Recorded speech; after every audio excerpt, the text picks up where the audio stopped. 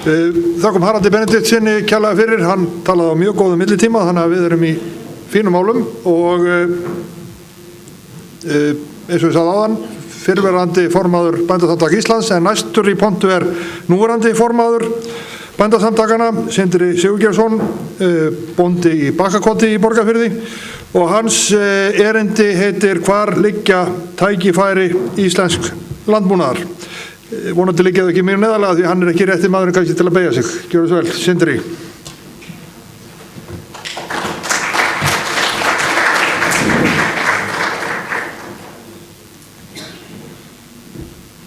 Ráðherrar, ráðstefnustjóri, ágætu gestir. Ég vil óska ykkur til hamingju með þessa ráðstefnu hér í dag og ég sé ánægju minni að fá að vera með ykkur hérna til þess að ræða mikilvæg málefni varða landbúnaðinn. En eins og þið heyrið á heiti erindis þess sem ég ætla að fara hérna með, þá ekki spurningin hvort það séu tækifæri í íslensku landbúnaði, heldur hvar þau liggja. Og ég ætla að ræða það svona heilt yfir, að sjálfsögðu margt sem að kemur hér fram, eitthvað sem að kom einnig fram hjá seinasta ræðumanni, enda forveri minni í starfi á Bændasamtökum Íslands og þannig að hann ennþá heitur síðan hann var þar, en hann hefur, eins og þið sáuð og heyrðuð góðan skilning á hvar tækifæri landbúnaðarins liggja einnig. Aðeins til þess að renna yfir það í upphafi, hvað bændur eru öflug og mikilvæg stétt. Sauðfjárbændur í dag eru 2200, búin eru reyndar mjög misstór. Það rétt tæpur helmingur kindana sem eru á búum sem eru með yfir 400 kindur og það helmingur allra sauðfjárbænda í landinu sem eru með 200 kindur eða færri. Þannig að þetta gríðarlega stór og hópur sem með mjög mismunandi bústærðir. Mjólkurframleiðendur eru 600 og nautgripabændur samtals 790, það búið að taka nautakjötsframleiðsluna með. Svo erum við með svína, kjúklinga og eggjabændur eins og þið þekkið og öfluga stétt garðyrkjubænda og hrossabænda. Hrossabændur eru eitt af fjölmennustu aðildarfélögum Bændasamtaka Íslands, það eru með 900 félagsmenn og í félagsskapnum Landssambandi hestamannafélaga til dæmis eru 12.000 félagsmenn, þannig að það gríðarlega mikið af fólki sem stundar hestamennsku og hefur viðurværi sitt að því með einum öðrum hætti. Við erum svo með eins og þið þekki lóðdýrabændur, ferðaþjónustubændur, skógabændur sem vaxandi stétt og nýtum svo hlunnindi og rafmagnsframleiðslu, jarðrækt og ýmislegt annað. Það 6.700 lögbýli skráð á Íslandi og þar eru jarðir í ábúð taldar vera 4.200. En hvaða verðmæti skapar allur þessi landbúnaður? Haraldur kom aðeins inn á það áðan að heildarframleiðsluvirði landbúnaðar árið 2016 samkvæmt vef Hagstofunnar voru 66 milljarðar. Af því má svo draga 11 milljarðar sem eru svokallaðir vörutengdir skattar og styrkir, en það sá stuðningur ríkisins sem fer til landbúnaðar á hverju ári og tengist framleiðslunni beint. Þannig að landbúnaður á Íslandi skapar 180 milljónir á hverjum einasta degi. Þannig að þetta atvinnuvegur sem skiptir gríðarlega miklu máli fyrir landið allt og sérstaklega dreifðu byggðir. Á móti hægt að draga það fram að innflutningur á mat- og drykkjarvörum á sama tíma árið 2016 var 58 milljarðar króna. Útgjöld til landbúnaðar í dag eru 1,5% tæplega af heildarútgjöldum ríkisins og ef svo Haraldur fór hér yfir áðan hefur lækkað þó nokkuð mikið á liðnum ári.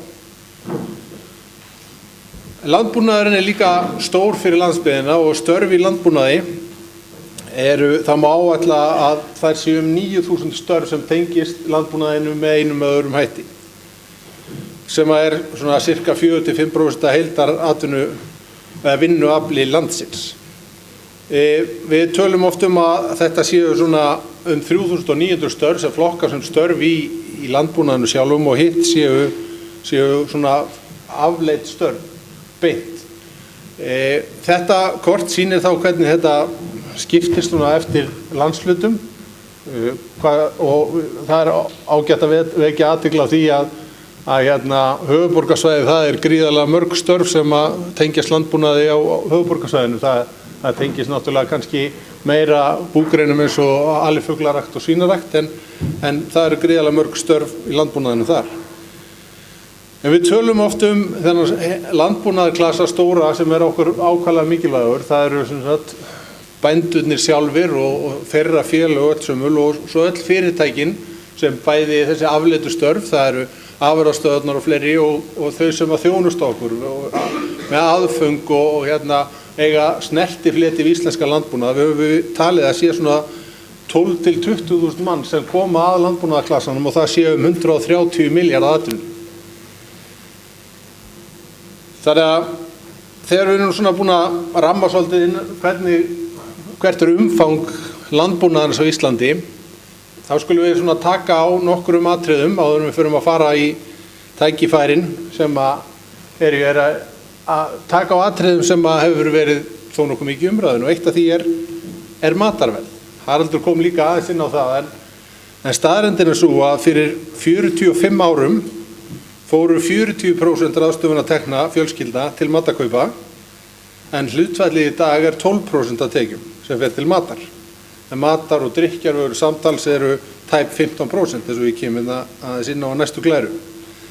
Árið 1969 þá framleiddi hvert bú í landinu búvörur fyrir 10 heimili.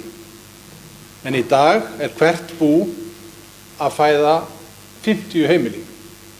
Þannig að þetta er þróunin sem hefur orðið og Haraldur kom líka inn á það úr skýrslu Arion banka að framleiðnin hefur aukist verulega í landbúnaði. Það hefur verið gagnrýnt að framleiðnin sé lítil í íslenskum landbúnaði en hún hefur sannarlega verið að aukast.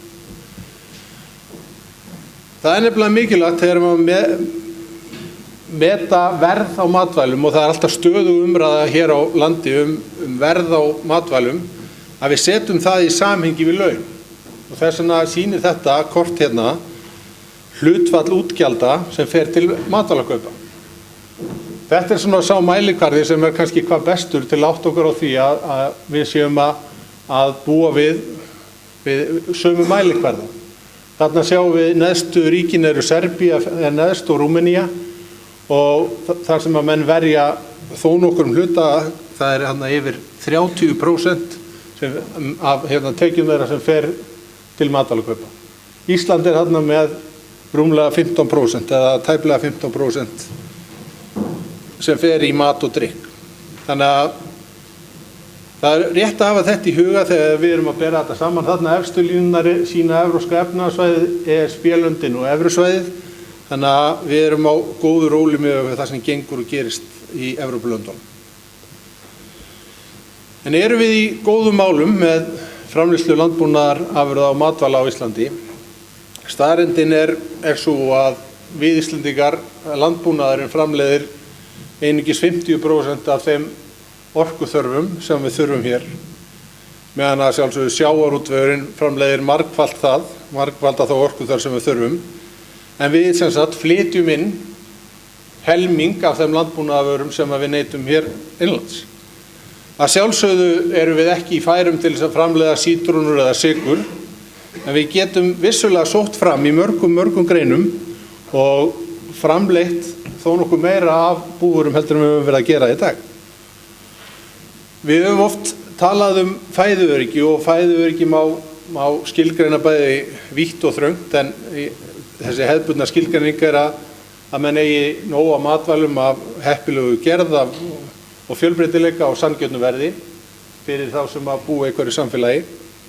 En það er alveg ljóst í allri umræðu sem við höfum átt núna að kolefnisfótspor, loftslagsmálun og annað, það er mikilvægt að huga líka því að framleiða matinn eins nálægt eins og við mögulega getum.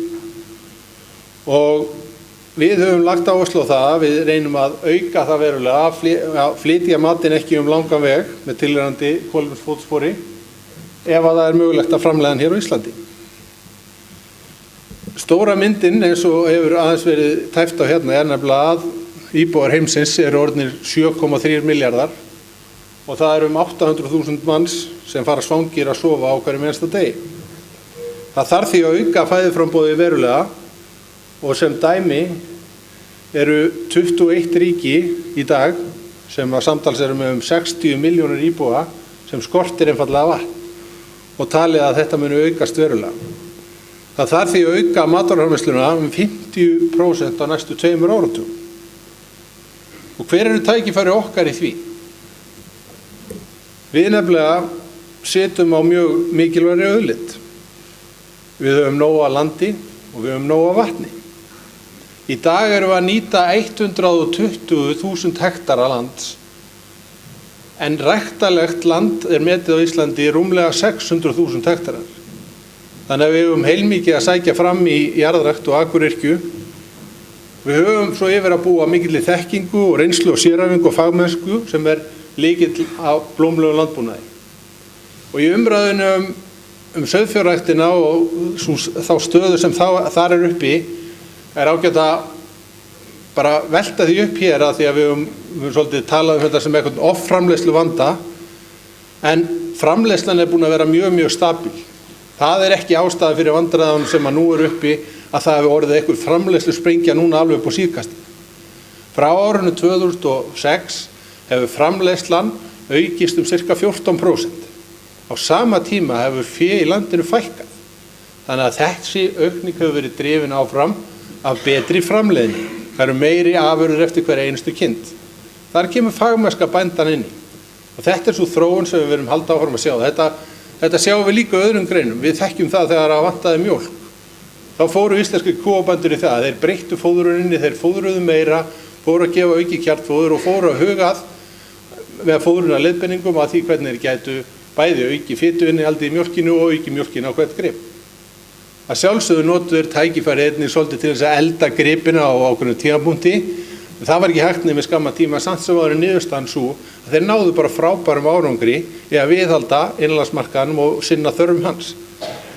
Það er eins í svínarækt og alifuglarækt. Við erum að ná mjög góðum árangri í svína- og alifuglarækt og Bretar hafa til dæmis verið að heimsækja hérna Íslendinga til þess að sjá hvað þeir eru að gera rétt í alifuglarækt. Og það að við skulum hafa valið það að þú getur treyst í sem neytandi á Íslandi að þú farið aldrei salmonellusýktan kjúkling eða kampýlóbaktersmita, þannig að því að það fer bara ákveðið kerfi í ganga og slikt kemur upp á íslensku búum, er algjörlega uník í heiminum. Þetta hafa Bretar verið að koma hérna og reyna að fylgjast með hvernig verið að gera á Íslandi. Það er ekki blanda sýklalyfjum í fóður við kjúklingaframleiðslu á Íslandi sem er líka sérstakt með það sem gerist annars staðar í heiminum. Þannig að við erum að ná góðum vaxtarhraða samt sem áður og þannig að það er eftir í tekið hvað er mikið fagmennska í íslenskum landbúnaði. Þannig að það skiptir mjög miklu máli. Skólarnir skipta okkur líka mjög miklu máli. Það er þekkt að bændasamtökin hafa staðið vörðum Landbúnaðarháskólann á Hvanneyri, vilja hafa þar. Við höfum verið mótið í hann skildi sameinaður Háskóla Íslands eins og var áformum á sínum tíma. En uppbygging og þróun Landbúnaðarháskólanna hér á svæðinu, bæði á Hólum og á Hvanneyri er okkur mjög mikilvæg og það er grunnur að því að byggja upp atvinnugreinina. Þannig að þeir pólitíkusar sem hér eru inni er mjög mikilvægt að hafa í huga að það er mjög mikilvægt að standa vörð þessa skóla til þess að geta þróa landbúnaðinn áfram. Það eru svo nýja búgreinar og fleiri áskorunir sem krefjast þekkingar og rannsókna og þróun. Við viljum setja aukinn kraft í rannsókn og þróun.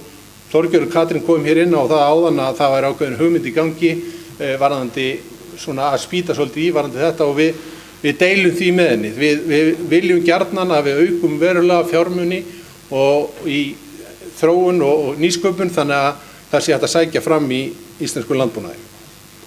Og svo er það hreinleikinn sem við búum yfir og framleiðslan sem er algjörlega til fyrirmyndar. Og við erum svona oft kannski bara svolítið gagnrýnt að segja að við séum bara með hreinar og fínar afurðir og lítið af sýklalyfjum og annað og ég verð stundum var við það að þetta sé bara eitthvað svona mýta sem við séum bara að búa til.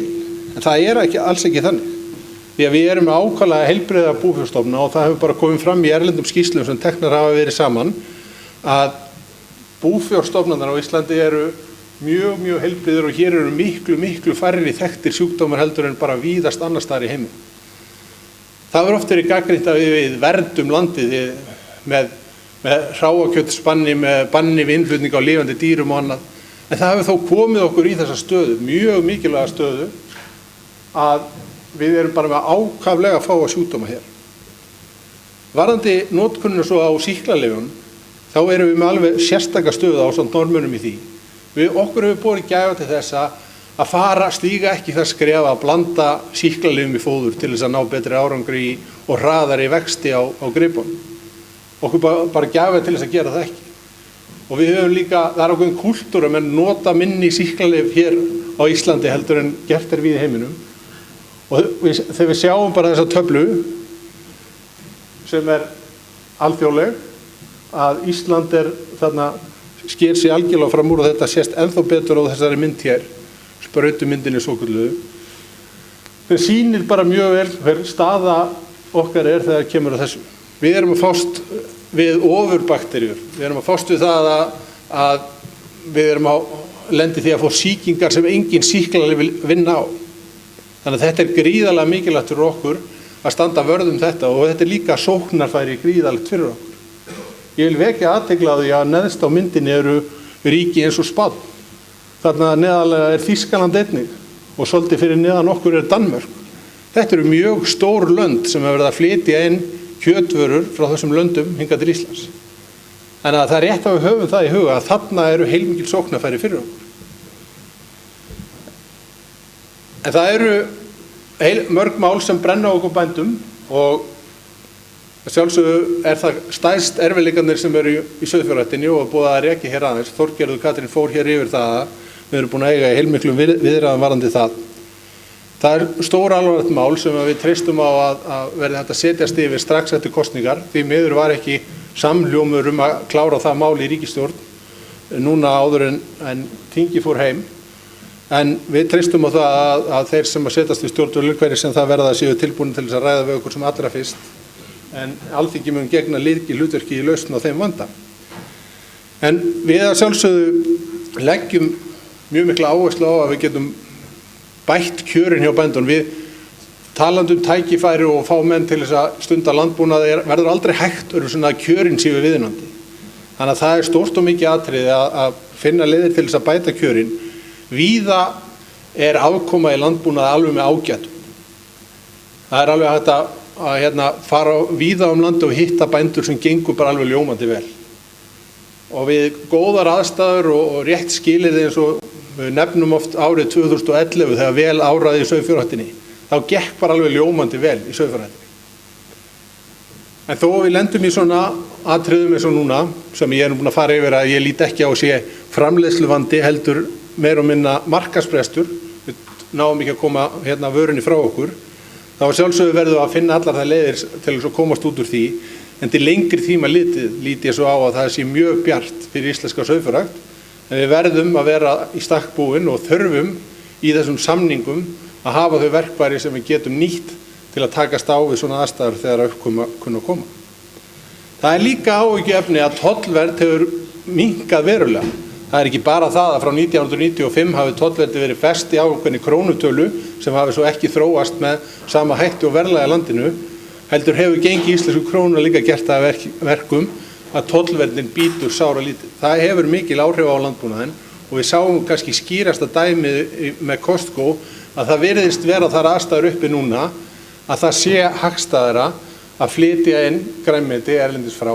Það er engin tollar á grænmeti eins og þið þekkið, voru felldir niður fyrir þó nokkuð mörgum árum.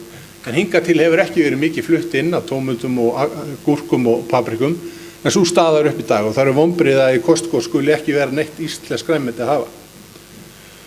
Við erum svo í að sjálfsögðu í þessari nefnd endurskoðun búvörusamninga og væntum þess að það muni ganga vel fyrir sig, að það er mikilvægt fyrir okkur einnig. Við viljum sem sagt, til þess að taka þetta enn og betur saman, setja aukinn kraft í nýsköpun, við viljum setja aukinn kraft í menntun og í þróun. Við viljum efla nýliðun og fjárfestingar í landbúnaði og þetta gerðum við hvoru tveggja í nýjum búvörusamningi. Það er mikil eftirspurn eftir nýliðunarstuðningi og var það að skerða hann verulega og einnig fjárfestingarstuðning sem er komin í sauðfjárræktina og í svínaræktinu og er að koma inn í sauðfjársamningi núna, mikil eftirspurn eftir því. Við leggjum líka áherslu á upprunamerkingar. Ef það er svona mikið pressa á að flytja inn matvæli þá verðum við að fá að keppa á samkeppnisgrundvelli. Við verðum að vita hvaða vörur eru íslenskar og hvaða er innflutt. Það má ekki þurfa að nota stækkunargler í búðinni þegar maður fer og ætlar að versla vörur. og líka ósanngjarnt þegar menn eru eins og oft hefur verið nefnt að pakka hollenskum sveppum í umbúðir sem eru nákvæmlega eins og umbúðir frá Flúðasvæ. Loftslagsmálin eru okkur mikilvæg líka, þar liggja heilmikið sóknarfæri fyrir okkur í kolefnisbindingunni. Ég nefndi hérna skógræktina áðan, það á eftir að verða mjög öflug búgrein í framtíðinu og raunveruleg og alvöru búgrein gerir ég ráð fyrir. Við leggjum áherslu á dýravelferðina, hún er okkur mikilvæg, við þekkjum umræðu hvað dýravelferð skiptir miklu máli og við viljum hvetja til mikilvæg fagmennsku þar og að við nýtum þessa matarauðlindur okkar með sjálfbærni að leiðarljósi og notum þessi áherslu á gæði sem ég hef áður fjallað hérna yfir, heilnæmi og smitvarnirnar og lága sýklalyfjanotkun. Það eru gríðarlega mörg tækifæri til frekari matarframleiðslu hér á landi og við getum einnig hagrætt. Við skorast ekkert undan því að það er heilmikli hagræðingamöguleikar í búskapnum einnig og með því er hægt að auka heilmikið verðmætasköpunina. Það eru fullt af nýsköpunartækifærum eins og hér hefur verið rætt. Við viljum bæta framleiðsluferlana í einum hefðbundnu búgreinum. Ég er þegar búin að fara yfir að menn hafa náð góðum árangri í því hingað til. Tengslin við ferðaþjónustuna eru ótvíræð. Við erum með verkefni núna með ferðaþjónustubændum sem heitir Hleðsla í hlaði til þess að auka möguleikan á að menn geti ferðast á rafbíl hringinn í kringum landið. Það er okkur mjög mikilvægt. Tengsl neytenda og bænda er einnig mikilvæg með þessum millileiðarlausu viðskiptum sem við höfum átt. Kolefnisbindinguna er ég búin að fjalla um.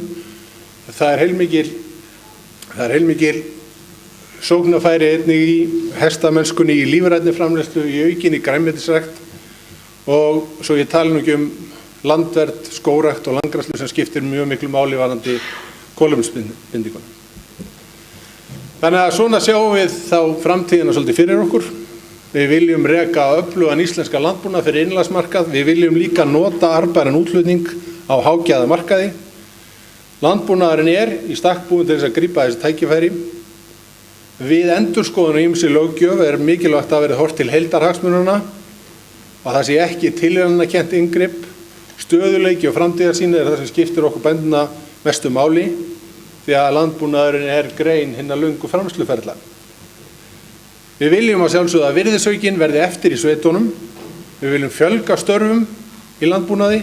Við viljum aukna fjölbreytni með áherslu á dýravelferð, upprunamerkingar og baráttu gegn loftslagsbreytingum með kolefnisbindingu og ferðaþjónustan verði áfram á eins og hún hefur verið lykilatriði í samspili landbúnaðar og ég vil bara svona loka þessu á því að þetta menningarlandslag sem íslensku landbúnaðar skapar fyrir landið allt og uppbyggingu ferðaþjónustunar er gríðarlega mikilvægt.